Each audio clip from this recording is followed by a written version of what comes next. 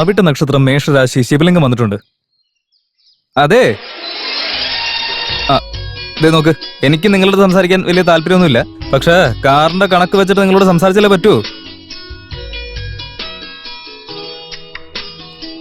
ഇതാ എടുത്തോ, ഇതിലേ 5000 ഉണ്ട്. ബാലൻസ് ഉള്ളതൊക്കെ പതിയെ ഞാൻ അടച്ചു തീർത്തോളാം. നിങ്ങളുടെ പണി നടക്കട്ടെ, ഞാൻ പോവാ.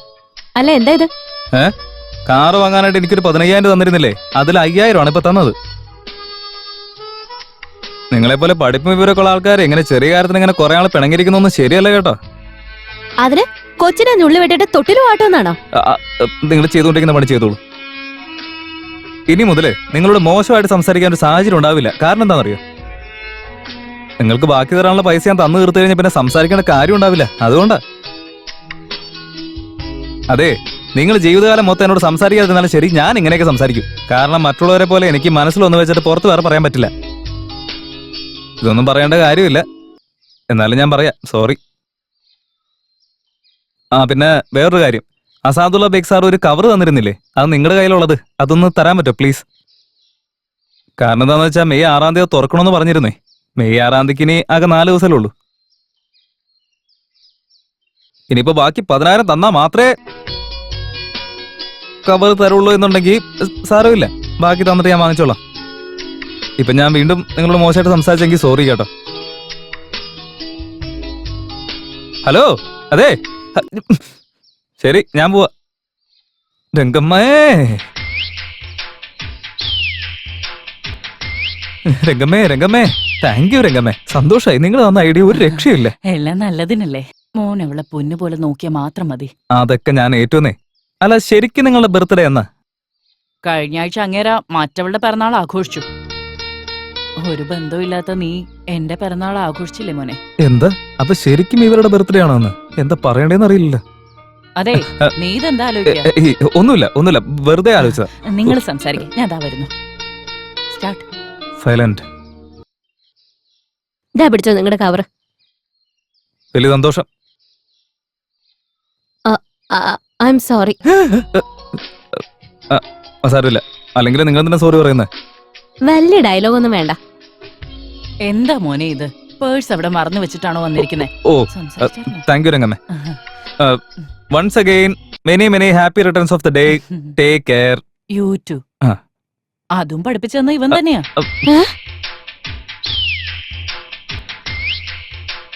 ഈ സംഭവത്തിന് ശേഷം പിന്നെ ഒരു 2-3 ദിവസത്തേക്ക് ഞാൻ മംഗളമേടത്തെ വിളിച്ചിട്ടേ ഇല്ല. എനിക്ക് ഏതെങ്കിലും ഒരു കോള് വന്നു കഴിഞ്ഞാൽ അത് അവരായിരിക്കും എന്ന് വിചാരിച്ച് ഞാൻ ഓടിച്ചെല്ലാറുണ്ട്. പക്ഷെ ഒരു മെസ്സേജ് പോലും അയച്ചിട്ടില്ല. Bad girl.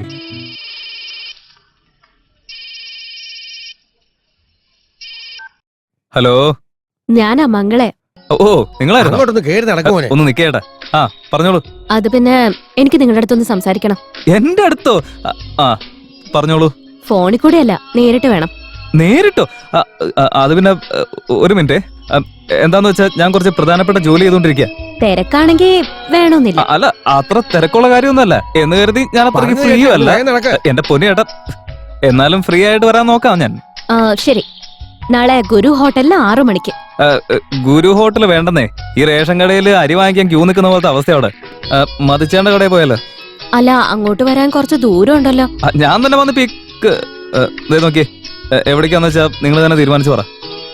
ശരി. എടാ ശിവലിംഗം, നീ ഒരു രക്ഷയില്ലടാ എന്റെ പൊന്നി ഏട്ടാ. കൈ വന്ന ഭാഗ്യം കൈതട്ടി പോന്ന് വിചാരിച്ചതാ ഞാൻ. രംഗമ്മ, എത്ര താങ്ക്സ് പറഞ്ഞാലും മതിയാവില്ല. എന്റെ പൊന്നു വല്യപ്പ വെറുതെ വെറുപ്പിക്കില്ലേ. മുമ്പിൽ ഒരാള് പിന്നിൽ ഒരാള്, വെറുതെ മനുഷ്യനെ. ചേട്ടാ, ഒരു ബാൽക്കണി. ഇപ്പൊ തൽക്കാലം സിംഗിളാ. ഹലോ. ഹലോ, രംഗമ്മയുണ്ടോ അവിടെ? രംഗമ്മയോ? നിങ്ങളാരാ? അവർക്ക് വളരെ വേണ്ടപ്പെട്ട ആളാ. ഒന്ന് സംസാരിക്കാൻ പറ്റുമോ? ഒന്ന് വെയിറ്റ് ചെയ്യേ. ഏയ് രംഗമ്മ, വിളിച്ചിട്ടുണ്ടോ? ഉടനെ വരും. വേണ്ടപ്പെട്ട ആളെന്ന് പറഞ്ഞാൽ ഒരേ നാട്ടുകാരാണോ? അതേന്നേ. അവര് നാഗർകോവിലാണെങ്കിൽ ഞാൻ കന്യാകുമാരി. കന്യാകുമാരിയുടെ അവസാനത്തെ നാടാ. അതാണല്ലോ അതിർത്തി. അത് കഴിഞ്ഞാൽ പിന്നെ ഒന്നുമില്ലല്ലോ. ആള് വന്നിട്ടുണ്ട്, കൊടുക്കാം. നിങ്ങൾക്കുള്ള കോളാ. ആരാ സാറേ? വളരെ വേണ്ടപ്പെട്ട ആളാണ്. അയ്യോ എന്റെ കൃഷ്ണ. സമയം കളയാതെ നിന്നാ ഫോൺ പിടിക്ക്. ഹലോ. ഹലോ രംഗമ്മ, ഞാൻ ശിവലിംഗ. എന്താ മോനെ? മംഗളമേടനെ വിളിച്ചിട്ടേ ഒന്ന് നേരിട്ട് കണ്ട് സംസാരിക്കണമെന്ന് പറഞ്ഞു. ആണോ? കല്യാണക്കാര്യം പറയാനായിരിക്കോ? കല്യാണക്കാരി സംസാരിച്ചു നോക്ക്. ആ കാര്യം പറയാൻ വേണ്ടി ഞാൻ വിളിച്ചതാ. അപ്പൊ thank you so much. No mention please.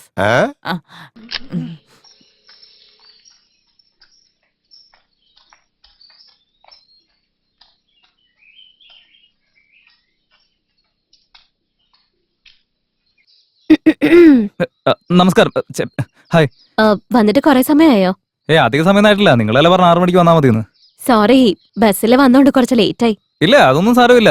വാ, നമുക്ക് കാറിൽ സംസാരിച്ചാ പോരെ. അതിന്റെ ആവശ്യമൊന്നുമില്ല. അഹങ്കാരം കണ്ടില്ല. കല്യാണം കഴിയട്ടെ, ഞാൻ കാണിച്ചു തരാം. ശരി. എന്തോ പ്രധാനപ്പെട്ട കാര്യം നേരിട്ടുണ്ട് പറയാനെന്ന് പറഞ്ഞില്ലേ? എന്താണ്? നിങ്ങളുടെ അടുത്ത് കുറച്ച് റൂഡായിട്ട് ബിഹേവ് ചെയ്ത് പോയി. സോറി. കുഴപ്പമില്ലല്ലോ. മുളച്ചു വന്ന കൊമ്പ് താനെ താണുപോയല്ലോ. അതൊന്നും സാരമില്ല. നമ്മളൊക്കെ മനുഷ്യന്മാരല്ലേ. അപ്പൊ സാധാരണ ഇതിൽ തെറ്റൊക്കെ പറ്റുമല്ലോ. ദേ നോക്കിയേ, നമ്മുടെ ഈ മഹാത്മാഗാന്ധി പോലും പണ്ട് സിഗരറ്റ് വലിക്കുന്ന ശീലം ഉണ്ടായിരുന്നു. അതൊക്കെ വിട്ടതിന് ശേഷമല്ല അദ്ദേഹം പിന്നീട് മഹാത്മാവായി മാറിയത്. എന്താ, ശരിയല്ലേ? ഇപ്പൊ അതൊക്കെ ഇവിടെ പറയേണ്ട കാര്യം എന്താ? അല്ല, അത് പിന്നെ ഒരു ഫ്ലോയിൽ പറഞ്ഞു പോയതാ. പറയാനുള്ളത് പറയ്. ഇവിടെ നോക്ക്, നീ പറഞ്ഞ കാര്യം ഞാനൊന്ന് ആലോചിച്ചായിരുന്നു. അതൊക്കെ അങ്ങനെയാണല്ലോ. ദേ നോക്കിയേ, ഈ പെമ്പിള്ളേരുടെ അടുത്ത് ആമ്പിള്ളേർക്ക് സംസാരിക്കാനേ ചെറിയൊരു പേടിയൊക്കെ ഉണ്ടാവും. വായെന്നൊരു അക്ഷരം പോലും വരില്ല. അതൊക്കെ എല്ലാവരുടെ അവസ്ഥ അങ്ങനെയാ. ഈ കല്യാണം അത്ര നിസ്സാര കാര്യമല്ലല്ലോ. വഴി കിടക്കുന്ന മുള്ളെടുത്ത് കണ്ണി കുത്തുന്ന പോലെയല്ലേ. അതുകൊണ്ട് ആലോചിച്ചാലല്ലേ പറ്റുള്ളൂ. എന്റെ ഈശ്വരാ. എന്നിട്ട് എന്താ തീരുമാനം എടുത്തേ? ഞാൻ എടുക്കുന്ന തീരുമാനം എപ്പോഴും ശരിയായിരിക്കണമെന്ന് ആഗ്രഹിക്കുന്നത്. അങ്ങനെ തന്നെയാണ് വേണ്ടത്. ഈ ഞാനും അങ്ങനെ തന്നെയാണ്. ഒരിക്കലും തെറ്റായിട്ടുള്ള തീരുമാനം എടുക്കത്തേയില്ല. പൊന്നു പോലെ നോക്ക് നിങ്ങള്. അങ്ങനെയാണെങ്കിൽ ഈ കീറിപ്പോയ 500 രൂപ തിരിച്ചെടുത്തിട്ട് നീ അതൊന്ന് മാറ്റിത്തരും.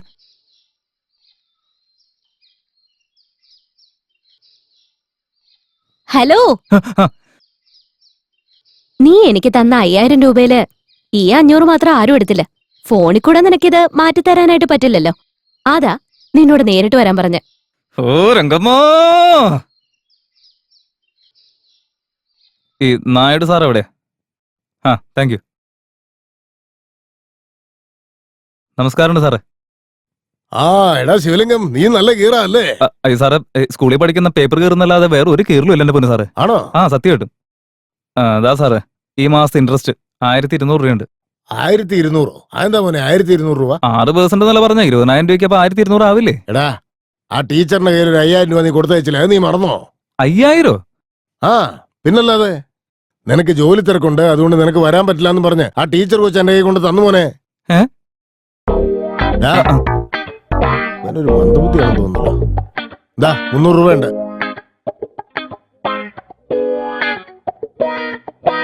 എന്താടാ, എന്താ പറ്റിയേ?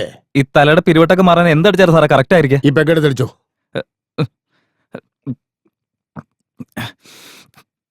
എന്തൊരു മാട്ടം ഉപ്പ് ഇതില്.